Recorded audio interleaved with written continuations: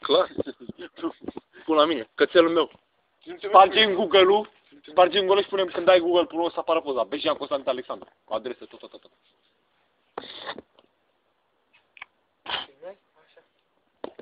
Bă, mai scrii mult pe mine?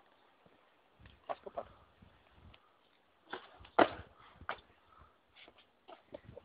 Popică, nepopică. Nepopică. Nepopică. Mă ajut.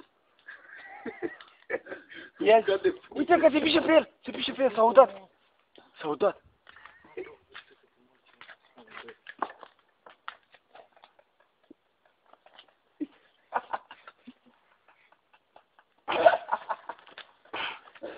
Pune turul într-o parte, mă. Pune turul într-o parte. Oh, uite la Adnanu, mă. Dă ăsta și fără să-și tragă ea.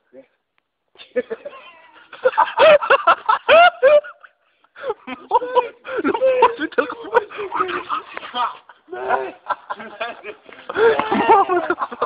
Pula!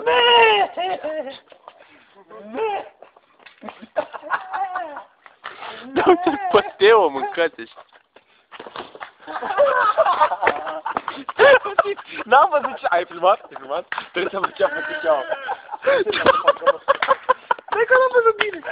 Schema. Schema? Și-a căzut pe picior. L-am capturat. Bă, poate-l doare în gâtul mamei, bă. Bejan? Constantin? E Rigor Mortis. El stă și râde acolo, dar oricum îi fut în cap după aia.